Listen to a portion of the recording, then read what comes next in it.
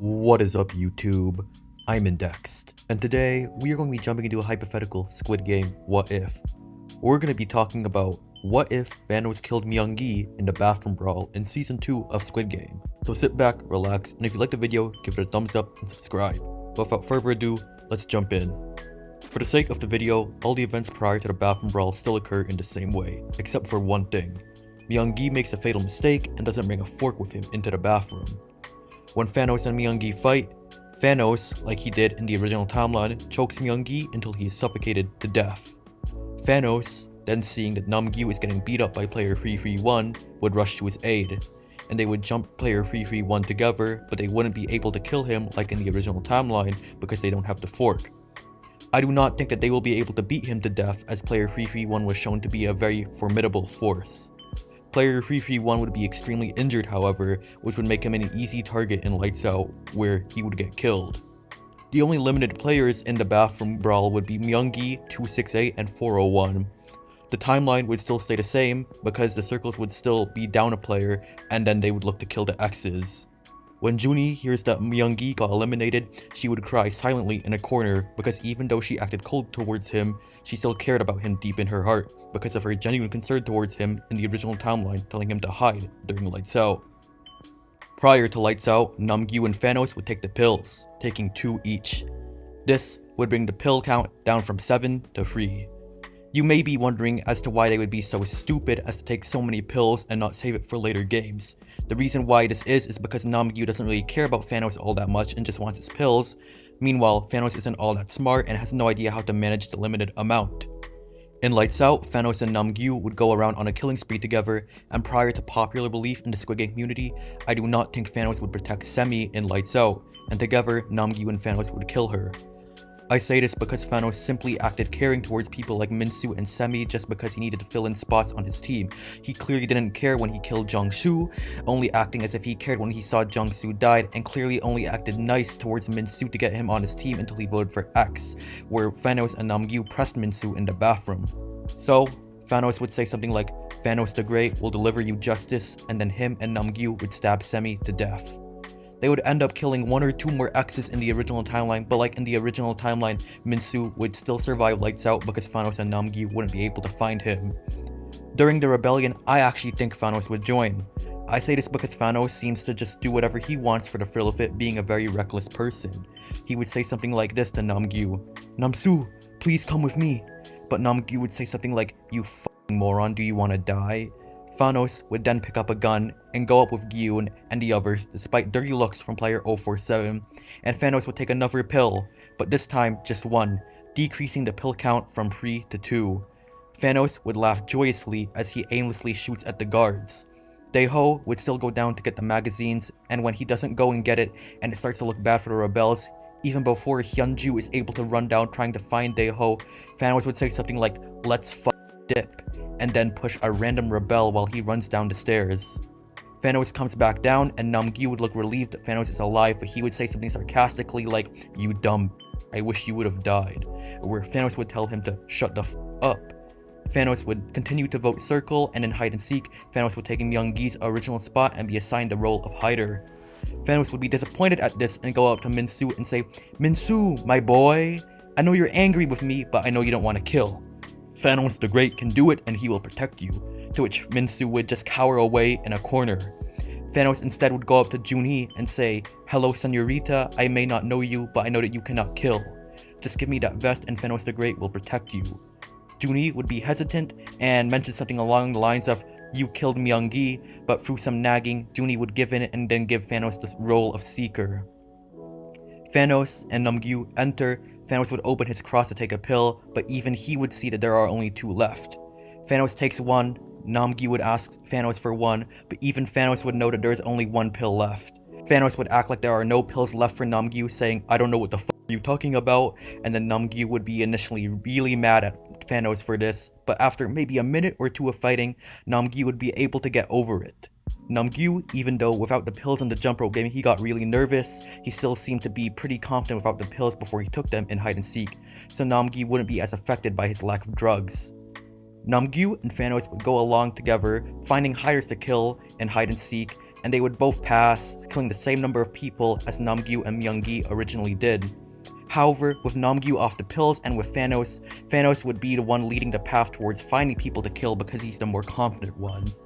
In the original timeline, the reason why Myung-Gi was able to find Hyunju and eliminate them was because he was taking Namgyu's lead. However, I highly doubt Thanos would take the exact same route that Namgyu took, which led to Myung-Gi locating Hyunju and eliminating them, given that the hide-and-seek arena is pretty big, therefore the likelihood of them choosing the same path is low. So, they would come across a random other blue and then kill that person instead. Hyunju, Gumja, Junhee, and the baby would escape and live, but Young-sik would walk in before they are able to do so, and he would originally try to kill Junhee again, but instead of Gumja stabbing Young-sik, Hyunju will knock him out, and Gumja will cry about this, but because she saw her husband in Young-sik, she will just have to let it happen. Min-soo will also be eliminated in hide-and-seek because he wouldn't have taken the pill, and the shaman would have actually survived. During voting, I actually think that this time around, Thanos would switch his vote to an X. This is for two reasons. Thanos would know that he only has one pill left, and with 2 more games left to go, he would be very unsure and he would know that he's gotta stop here. He also only had a debt of 1.19 billion won, and the vote at this time would be more than enough to pay off his debt, so because of this, he would want to leave. Namgyu would also vote X, Hyunju would vote X, the shaman would vote circle again, but not much would change as the circles would win by a substantial amount. Gumja would still commit suicide as she has nothing left to live for after the death of Young-sik, but she'll still end up having the convo with Gyun, which makes him get his spark back. In the jump rope game, Thanos will walk in and get prepared to take his last pill. But before he is able to open his cross to do so, Namgyu goes up to him. He will say, "Dude, please, I'm begging you. I really need this. I just can't do it without this." To which Thanos would tell him to off.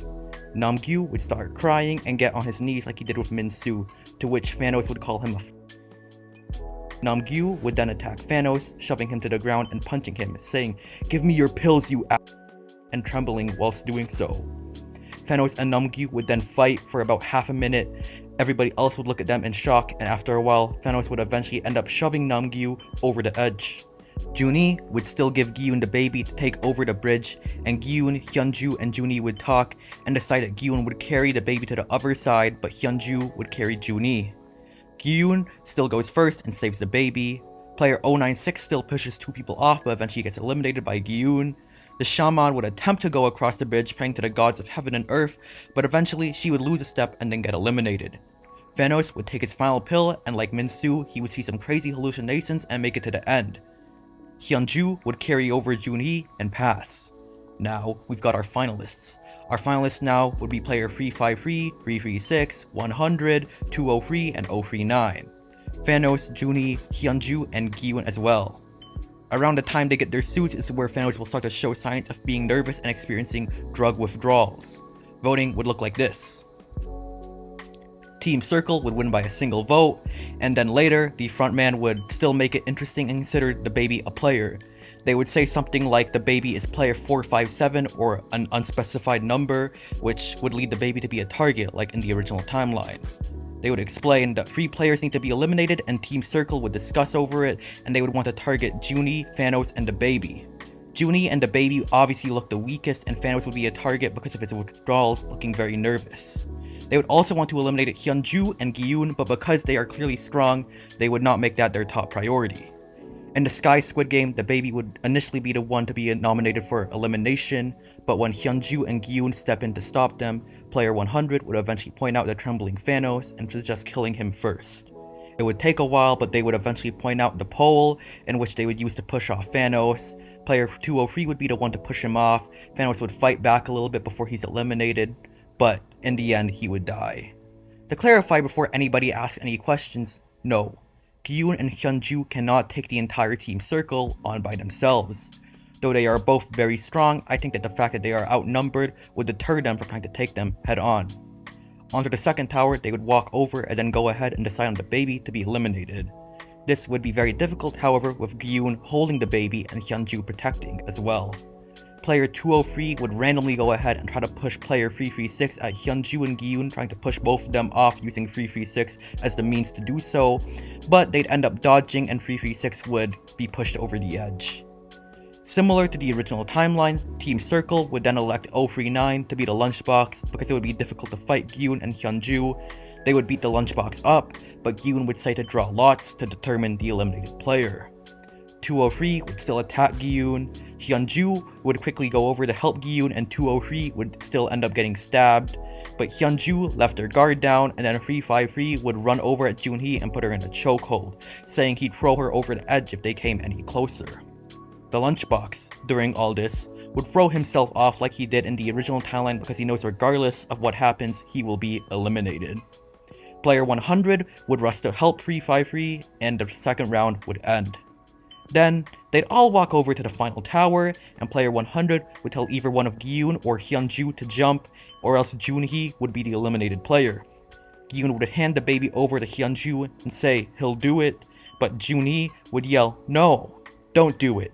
And then she would throw herself off the edge, bringing 353 down with her, kinda like how Minyo threw herself off of Doksu in Season 1. Now, with only Gyun, the baby, Hyunju, and player 100 left, we all know who's getting their justice. Gyun would stand back, but Hyunju would go ahead and call player 100 a piece of filth, and then player 100 would be eliminated. A bunch of guards and the frontman would promptly then go up the tower, pointing guns at Hyunju and Gyun. Hyunju and Gyun would then get on their knees and be blindfolded. Juno would then walk in and say, "Inho, why did you do it?" the same way in the original timeline, and he wouldn't shoot. Gyun and the baby would get dropped off together in a separate location than Hyunju. Gyun would then receive another card containing 30,096,000,000 won in it, and from this point on, he will never hear from the games or the frontman again. Meanwhile, in the distant land of Thailand, Hyunju will live out their dream, yet still have reoccurring memories of the games and the people they cared about. Gyun would raise the baby for a few months, but re-enter the depressive state he was originally in after he originally completed the games, like in Season 1. Eventually, Gyun would track down where Junho lives, and like in the original Season 3 ending, he would drop off the card and any remaining money that he originally had, and leave a note detailing everything that happened, signed quote-unquote Mr. Song. Gyun will not be able to live with the fact that he let Junhee die, he wasn't able to bring the games down or save as many people as he wanted, and so, as a climatic end to a historic character, Gyun will make his way to a bridge and then jump off, marking the end of Squid Game. What happens next? That's up to you. That is it for this video. Thank you all for watching. If you liked the video, leave a thumbs up and subscribe. But with that said, see you next time.